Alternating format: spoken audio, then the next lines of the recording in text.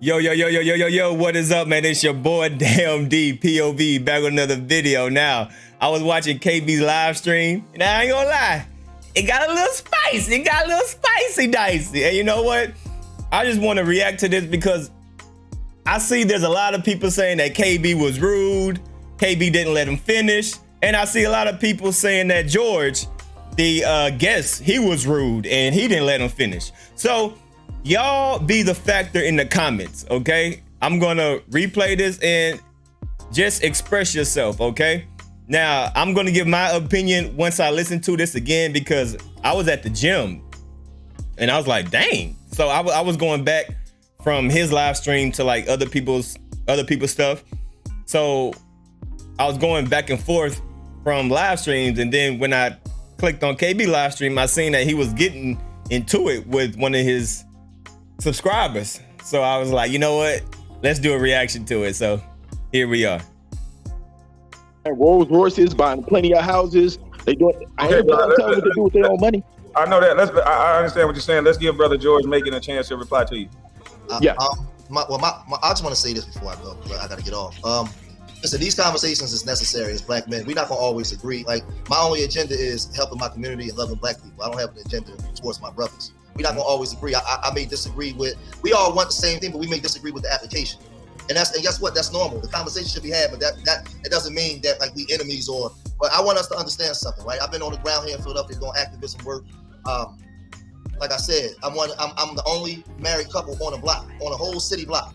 I'm the only father that's married to a woman. Everybody else is a block of single moms. Okay. So we talk about the reason why I disagree with the foundation, because what I spoke about was that our foundations in many aspects of our community is already dysfunctional. The foundation is broken.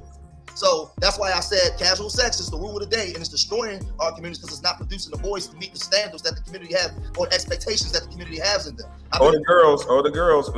When you have lack of fathers, it affects both.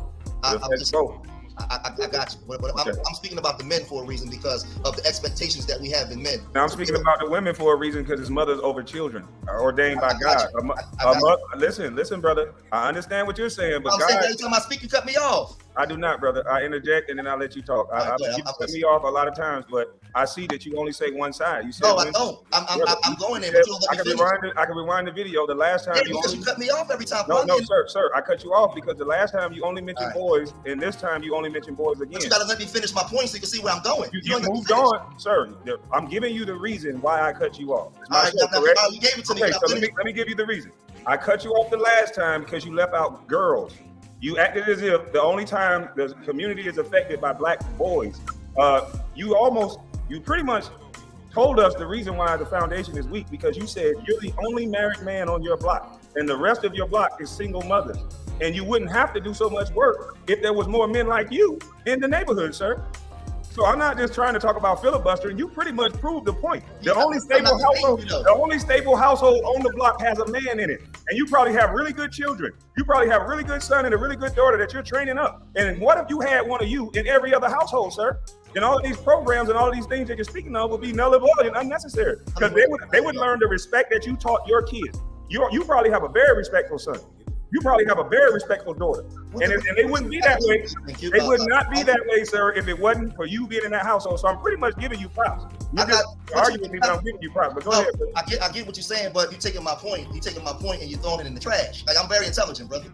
What I'm saying is I'm speaking to our dysfunction. I got 2 daughters and I got a son. And I understand that our community is being destroyed by other groups of competing men that give women power. I see what's going on. I understand what's going on. There's no women military destroying nothing. There's groups of other competing men. What has to happen is in our communities, we have to get to a place where we can start developing. I'll use it for Kwame. Children, right, that have high standards for themselves and a high bar, that understand the requirements that it takes to build a community.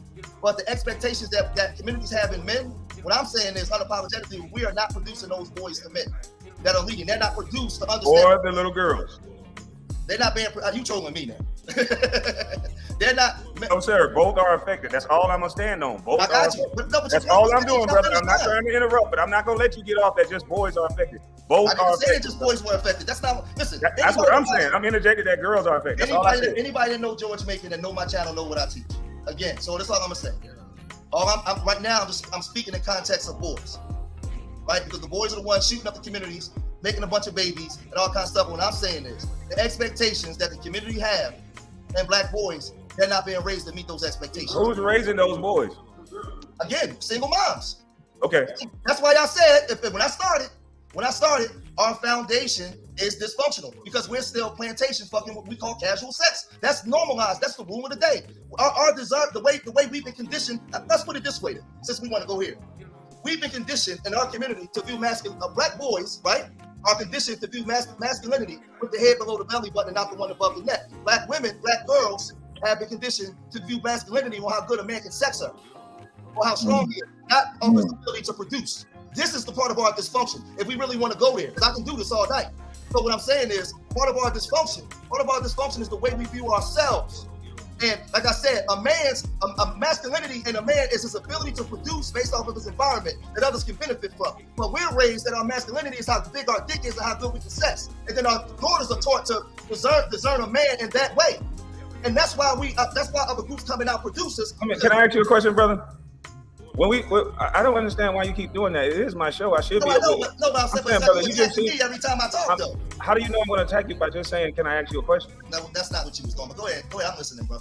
Why are you making all these assumptions? I'm literally just about to ask you a question. That's it. Why wouldn't I? When every time I talk, you cut me off. Come on, man. Brother, I've given you the floor for like 2 minutes straight. Yeah, just now, yeah, but you kept cutting me off and missing. Brother, let's move on. I just want to ask you a question. There's no animus with the question. I just see you making a lot of faces, but I just don't get the energy. No, I'm not getting the respect from you that I give you. We just keep it above. I feel like you disrespected me, and I never disrespected you ever. Okay, but we could don't worry about it, Screw. We'll disagree on that point, but we're gonna move forward. Okay, so the point that I'm trying to make, and I think you've made a very good job of making that point for me without sitting too much time arguing. And and everybody on the panel, this is the rules on the panel going forward. I'm able to interject anyone at any time. Okay, I don't want anybody to take that as disrespect. I'm the panel host. You all are guests. Do not side eye. Do not look down. Do not think it's personal. I'm the host. I'm going to run my show the way that I run my show. That is no disrespect to you, sir, but I gave you the panel to talk a long time. So for you to just brother, stop it.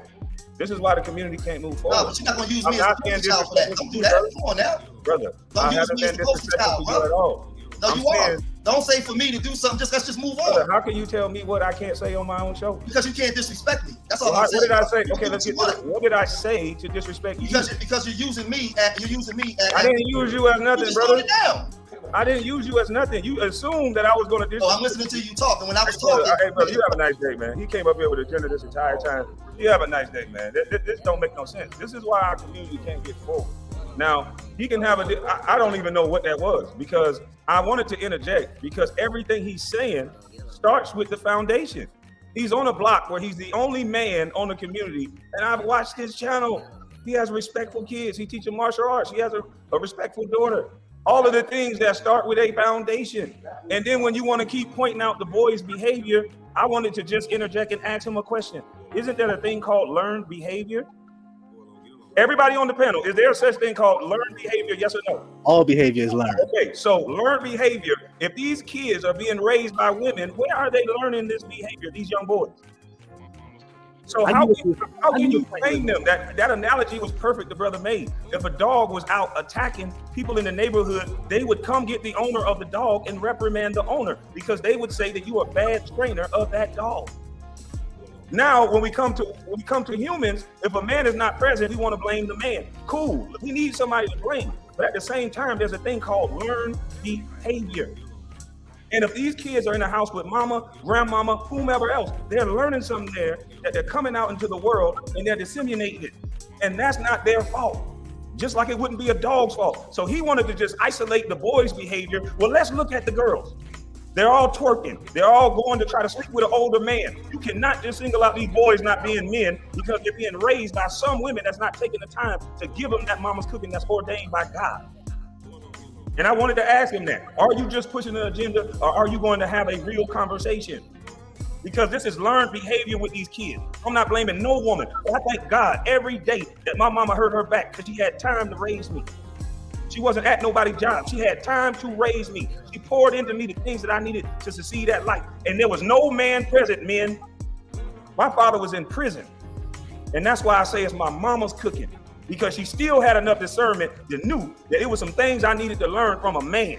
So she brought me around men. She didn't argue. She didn't hate men. She took me to men to learn how to be one.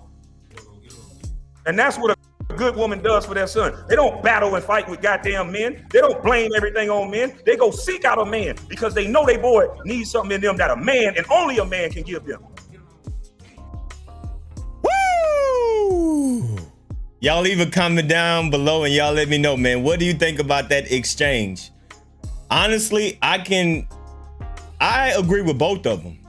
Like, I don't disagree with anything that George said, and I don't disagree with anything what KB said. The problem is with these panels is that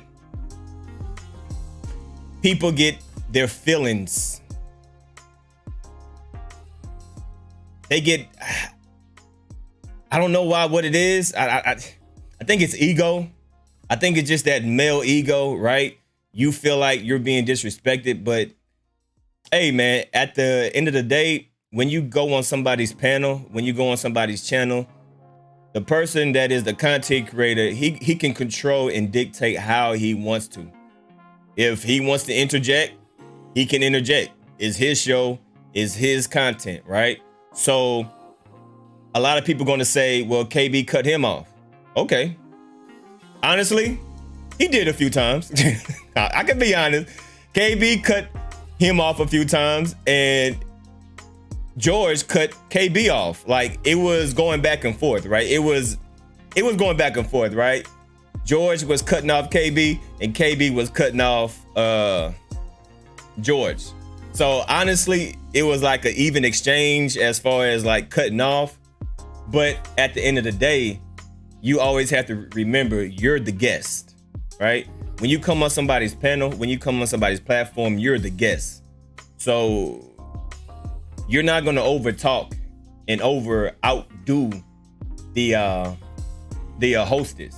You know what I mean? So that's just my opinion about it. I don't feel like nobody's right or wrong. I feel like it was kind of even Steven. I agree with everything that KB said, and I also agreed with what George said. I don't disagree with nobody. They both had two valid points. He had a different perspective, and KB had a different perspective. I agree with both of their points, but it's just, you know, when two forces combine, hey, it is what it is. So y'all leave a comment down below and y'all let me know, man. What do you think about this exchange? As I said, I would say, once again, you got to know that you're the guest and he's the host. So if he want to cut in and interrupt you, I mean, he has all the power to, because he's the host, right? And hopefully when people get on panels and you want to have a discussion without your feelings, because a lot of times people's feelings override their talking points and they get their feelings hurt and they think they being disrespected. Now here comes the extra, you know what I'm saying? So hopefully this can be a teachable moment. Try to, keep your feelings out of it or control your feelings while you're having a debate. That's all I would say. But hopefully George don't become a detractor because these are how detractors are made. They, you have a little back and forth and then KB kick you off and then, then he started making videos about KB. I don't have nothing against George. I think George had some great points.